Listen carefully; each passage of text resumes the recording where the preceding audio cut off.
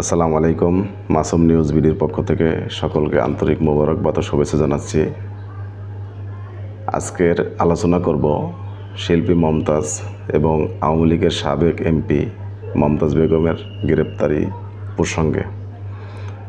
আপনারা সবাই জানবেন, জেনে থাকবেন, গতকাল রাত 12:15টার দিকে ধানমন্ডির স্টার কাবাবের পিছন থেকে একটি বাসা থেকে তাকে গোপন সংবাদের ভিত্তিতে পুলিশ অ্যারেস্ট করে এবং আজকে তাকে দুপুরে কোর্টে তোলা হয়।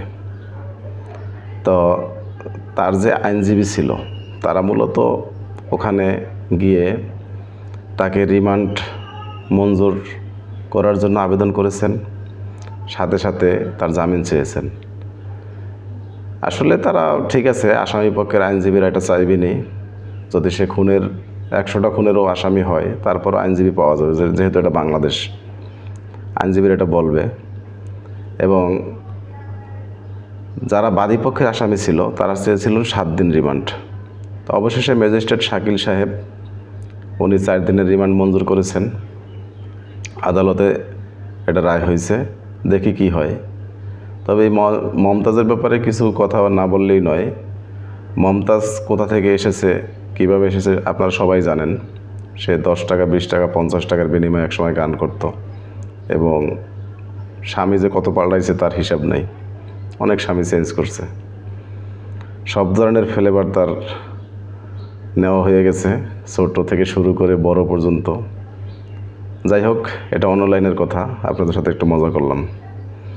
তো আমি মূলত অনেকগুলো ভিডিও দেখছি মমতাজের গ্রেপ্তারি প্রসঙ্গ নিয়ে এবং আজকে যে তাকে রিমান্ড দেওয়া হয়েছে।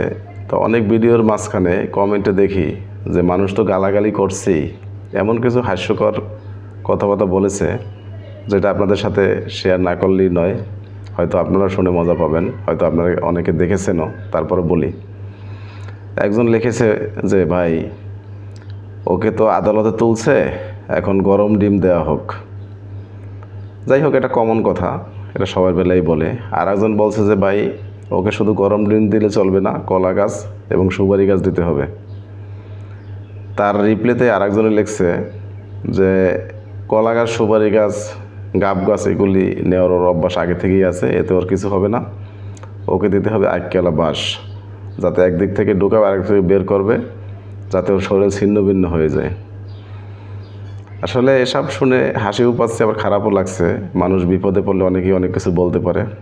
যাই হোক, দর্শক শ্রোতা, আপনারা আপনাদের মূল্যবান মন্তব্য জানিয়ে দেবেন আসলে মমতাজের কী শাস্তি হওয়া উচিত এবং ভবিষ্যতে যেন কোনো দলে এইরকম আর মমতাজ তৈরি না হয়। কারণ শিল্পীরা হচ্ছে সকল দলের, সকল মানুষের। দেখেন, মমতাজ যখন শিল্পী ছিল তখন আমিও তাকে ভালোবাসতাম, পছন্দ করতাম, বা অনেকেই পছন্দ করতো। গ্রাম বাংলা থেকে শুরু করে শহর বন্দর সব জায়গাতেই তার একটা সাপোর্টার ছিল। কিন্তু যখন সে রাজনীতিতে আসলো তখন সে শুধু আওয়ামী লীগের হয়ে গেছে। আর সে শুধু আওয়ামী লীগের হয়েছে তা না, আওয়ামী লীগের ভিতরেও তার যারা দলের লোক ছিল, মানে তার নিজের সাপোর্টার ছিল যারা, তারাই শুধু তার কাছে ভালো ছিল। তার বিরোধী পক্ষের যারা আওয়ামী লীগ করতো তাদেরকেও সে সুস্থ থাকতে দেয় নাই। এটা তার এলাকাতে জেনেছি, এলাকায় আমি গিয়েছি। এমনকি তার যে বোন, মা, তাদেরকেও সে শান্তিতে থাকতে দেয় নাই। যাই হোক, এই হলো মমতাজের চরিত্র।